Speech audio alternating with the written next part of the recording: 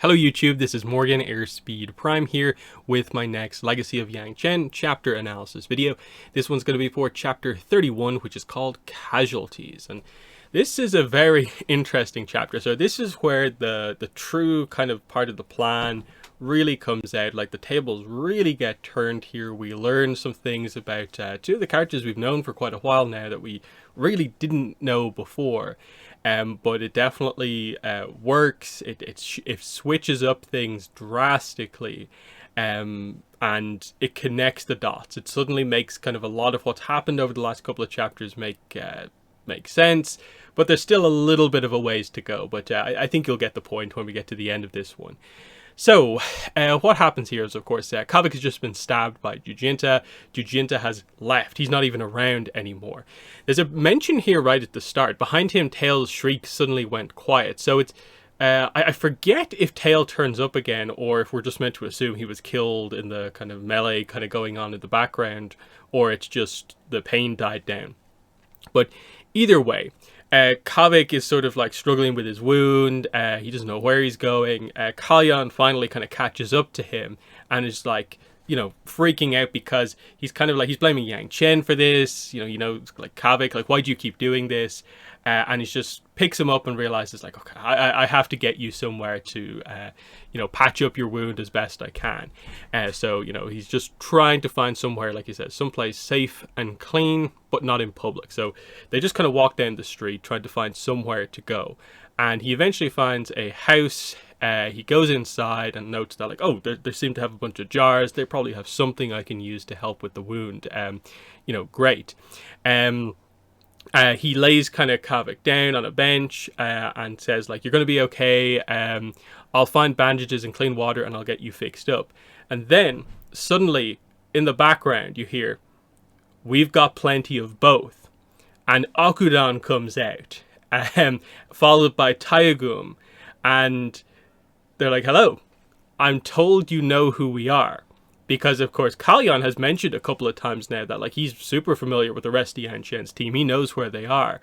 So this is this, in a way, confrontation they've been kind of teasing a little bit. Like, all the Water Tribe characters here in the same room. The two brothers and then the husbands, basically, on the other side of this. And it's like, oh, what's going to happen here? Because initially your thought would be, Kalyan's been described as one of the best benders in the era, basically. And then we've kind of been led to believe that, okay, Akudan is strong. Taigum is at least a skilled waterbender. But they shouldn't be a match for Kalyan with how skilled he is. Even if he's a little caught off guard here, this should be his victory.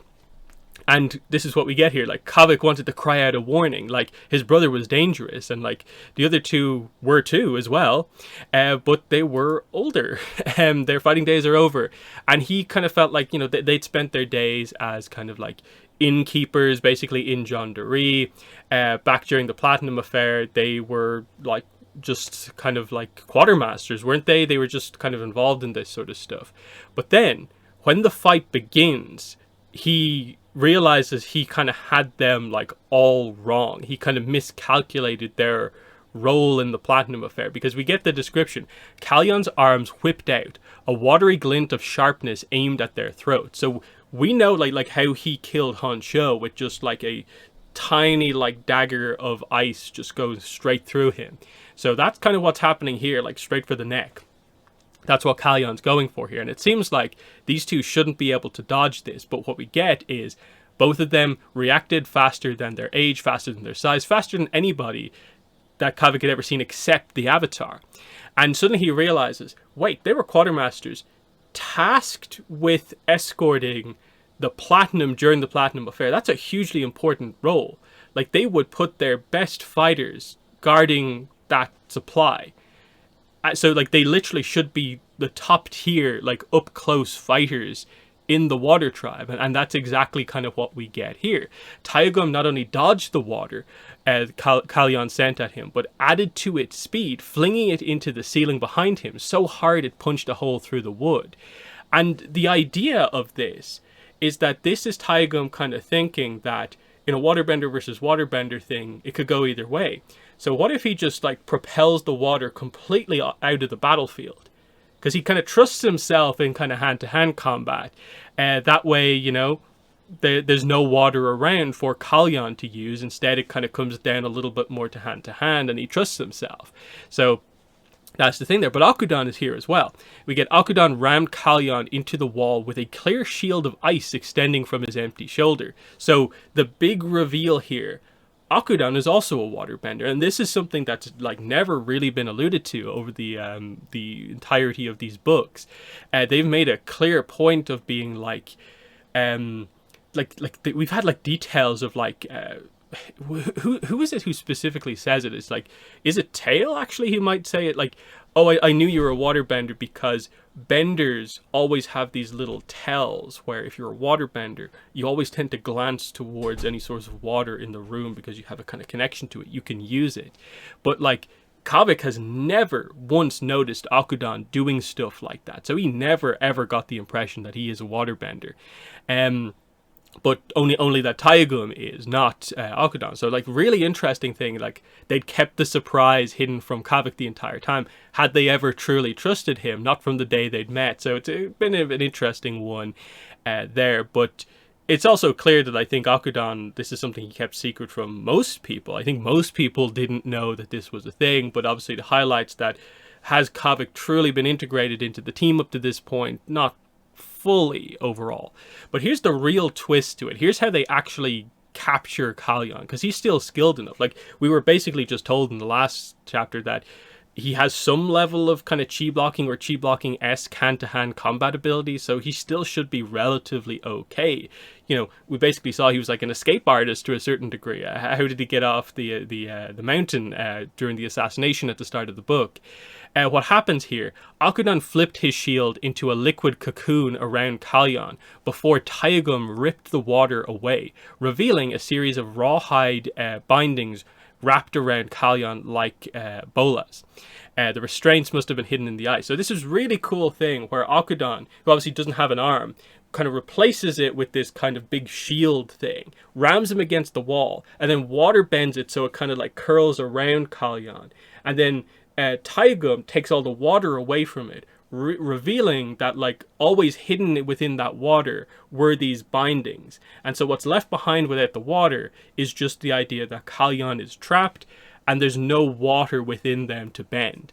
And it's even noted here, they make the connection back to some of the early chapters in the book of like, the White Lotus would be proud with the level to which Taigum ripped like all water, all moisture out of the bindings. So they fully captured Kalyan here. He is just completely like trapped in bindings all up and down kind of his body. So he's completely helpless on the ground here. And that's the kind of big thing. So then we get the little bit of a kind of thing where in the moment you're kind of like, whoa, what's happening here? In reflection, you're like, nice acting. But Kavik is like, I need help. Jujinta, he went off plan. No, he didn't. Why do you think we were waiting here for you? And Kalyan on the ground tries to turn this around. Like, come on, fellows, are we really doing this? My brother's wounded. He's bleeding out.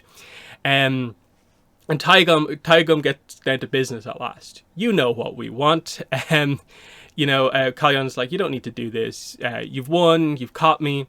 But Taigum says, no, we haven't won. There's a big difference between holding a prisoner and getting them to talk.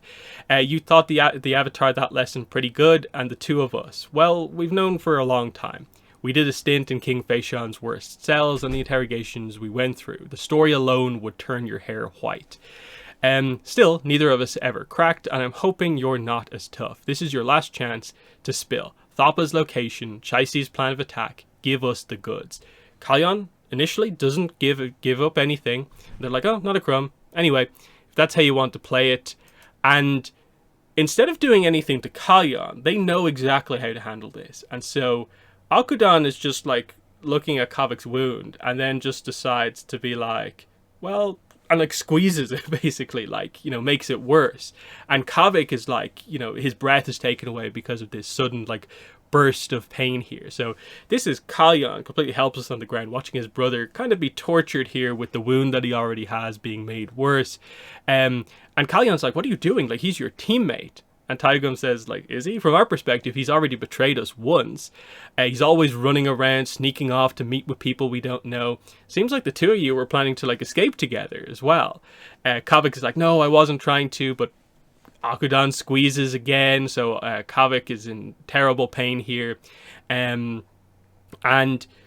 we get the idea of Kavik says, no, the Avatar, she'd never let you do this.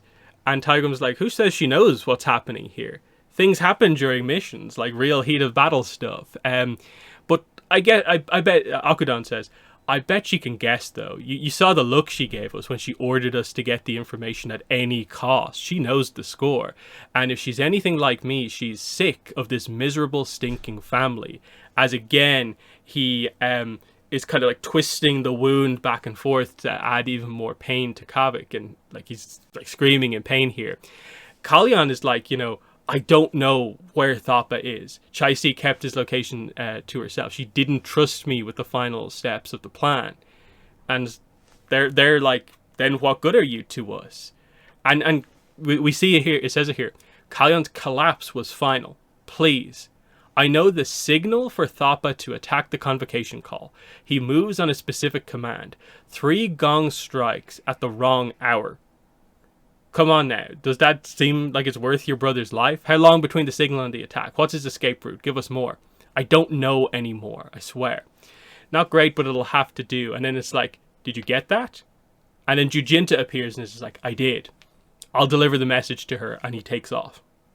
And so there you go. There's the connection in a way between everything going on. Jujinta at this point sets off, but he's already, like, we've already seen him deliver the message to Yangchen like 4 chapters ago. So this is kind of how we get that caught up. So what we get here is that in Yangchen's message, she was told this information. The only key piece of information here is that Yangchen now knows what the signal for Thapa to attack is. So she has that information, but nothing else. So she doesn't know where Thapa is, but she knows how to signal the attack. So it's kind of like, like they kind of say, the fact that he doesn't have all the information, it's like, it's not great, but at least it's something. So Yangchen knows what to wait for and stuff like that. So it's an interesting one. But there's one final paragraph left, and that is Akudan. He actually like starts to kind of put bandages on Kavik's chest, and he's like, I'm envious. Your brother chose you over the mission. I guess there really is no stronger bond than family. And again, it's Akudan saying that. I'm envious of the fact that someone chose family over the mission. When we of course know from like, what was it, chapter 4, Oyaluk, who's his cousin, chose the reverse. Chose the mission, keeping things about the nation safe over saving a family member. And this is why Akudan had to go through the kind of torturous experience in Feishan's prison and stuff like that. And it was Yangchen who got him and Taigum out. So this has been this kind of point throughout the whole thing of like, we saw in this chapter Kalyan's defeat with his weakness being his family used against him to give up the mission because he didn't want his brother to be in pain or potentially be killed by these guys. But it also speaks to the idea of like, what sort of a relationship do Chaisi and Kalyan have? That like, I get the whole compartmentalization of information, like not everyone should have all the information, but it's still like, how much do those two trust each other? Is that just a purely kind of technical thing? It doesn't make sense for us to both have all the information, or is it a true lack of trust? And how much is there in that relationship? You kind of wonder. But still, it's Kalyan has been very consistent start to finish about the whole idea of like ultimately supporting his family, and it obviously was played exceptionally well here, and of course this is a huge, important chapter. Like, this is definitely far and away across both books. It has to be Akudan and Taigum's like best chapter in the entire book, because you get to see them in action, taking out a character who's been like elevated to this level of like, who can actually defeat someone that is this skilled effectively. And the way that those two work in tandem to take down Kalyan is super cool. The kind of sequence that they actually do. I love all the little details of like Taigum not just being able to dodge Kalyan's attack, but in fact getting the water that was used completely out of the battle, so that the only water at play is the ice shield of Akudan. But even Kalyan assumes initially going in that Akudan is a non-bender, so he's completely taken by surprise, just like everyone else is, by Akudan being revealed to be a waterbender. So that's really cool. And then having the bindings in the ice, such a cool kind of sequence of like that they had this kind of fully planned out, and you sort of wonder, like, you know, was this one of their tactics that they had built up for potentially defending the platinum back in the platinum affair? It's a very cool turn of things. But then you also see, just from the way they handle the situation in terms of the knowing how to control Kalyan, that they are like veterans of the craft, basically. So a real kind of turnaround for these characters who really haven't been up to much in this book specifically. But like, is it just this one chapter kind of like worth it on its own? You maybe wish there was a little bit more with them, but like, it is a fantastic chapter for the two of them.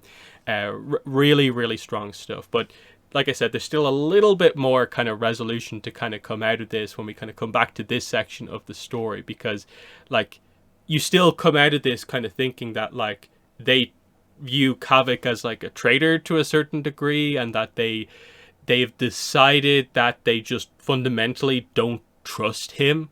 But we actually don't know the formation of the plan yet, so there's a bit more to kind of come out. Because of course, Kavik was involved in the plan, but it seems like the other members of the team potentially had more to it, and you know, there's an extra layer, like there always is in this book with the extra reveals that come out. There's more to come out here. But we are getting towards the end of the book. Like, there's 6 chapters remaining. So there's not long left now. We have to have the finale of like what Yangchen's going to do with the information that she has, and some sort of an epilogue to everything going on. So we'll get through all of that in the coming chapters. But in the comments, let me know what your thoughts were on this chapter and the kind of real turn of events that we have here. Finally, Kalyan defeated here.